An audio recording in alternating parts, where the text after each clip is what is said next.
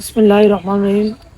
وبه قال حدثنا محمد بن بشار قال حدثنا يحيى عن عبد الله عن عبيد الله قال حدثني أبي بن عبد الرحمن عن حفص بن عاصم عن أبي هريرة رضي الله تعالى عنه عن النبي صلى الله عليه وسلم قال: سبعة يظلهم الله في ظله يوم لا ظل إلا ظله: الإمام العادل، وشاب نشأ في عبادة ربه، ورجل قلبه معلق في المساجد، ورجلان تحابا في الله اجتمعا عليه وتفرقا عليه، ورجل طلبته امرأة ذات منصب وجمال فقال إني أخاف الله، ورجل تصدق أخفى حتى لا تعلم شماله ما تنفق يمينه، ورجل ذكر الله খালিয়ান ফাফাদাত আইনাহু। হাদিসের অনুবাদ হচ্ছে এই 7 প্রকার মানুষকে আল্লাহ কিয়ামতের ময়দানে ছায়া দান করবেন, যে সময় কোনো ছায়া থাকবে না।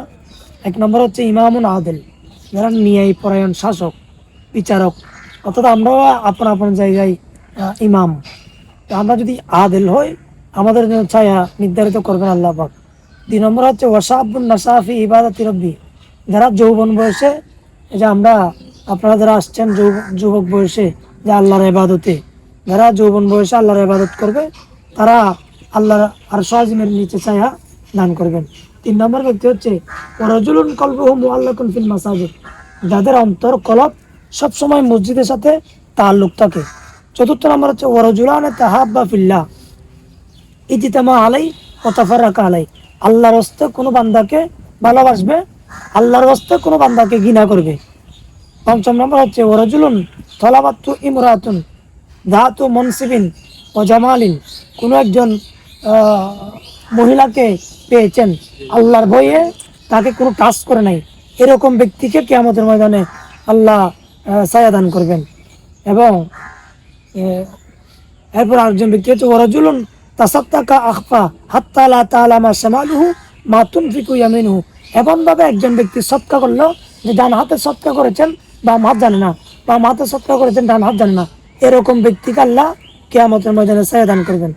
এরপর আরেকজন 7 নম্বর ব্যক্তি হচ্ছে ওয়ারাজুলুন যাকারাল্লাহ খালিয়ান ফাফাদাত আইনাহু, যে একাকিত্ব হয়ে আল্লাহর ভয়ে যে ব্যক্তি চোখের পানি জমিনের মধ্যে ছেড়ে দেয়, আল্লাহ সুবহানাহু ওয়া তাআলা কিয়ামতের ময়দানে এই 7 প্রকার ব্যক্তিকে ছায়া দান করবেন। আল্লাহ সুবহানাহু ওয়া তাআলা হুজুরের, এগুলো জগৎ বিখ্যাত মুহাদ্দিস, ইনাদের শান বয়ান করার মতো ক্ষমতা আমাদের নাই। ওনারা হাদিসের বাণী এই বাংলার জমিনে এনেছেন। আমি অনেক দিন আমার আশা ছিল যে আমি হুজুরের কদমে আসবো। আজকে অনেক দিন পরে আল্লাহ আমাদের আশা কবুল করেছেন। আল্লাহ পাক সুবহানাহু ওয়া তাআলা আমাদের প্রত্যেকের, আমরা সবাই মুসাফির হালতে, মুসাফিরের দোয়া মুস্তাজাবুদ দাওয়াত। আল্লাহ সুবহানাহু ওয়া তাআলা আমাদেরকে এই জামানার শেষ জামানার বড় একজন পান মুহাদ্দিস আজম হিসেবে আল্লাহ আমাদেরকে কবুল করুক, আমিন। আসসালামু আলাইকুম ওয়া রাহমাতুল্লাহি ওয়া বারাকাতুহু।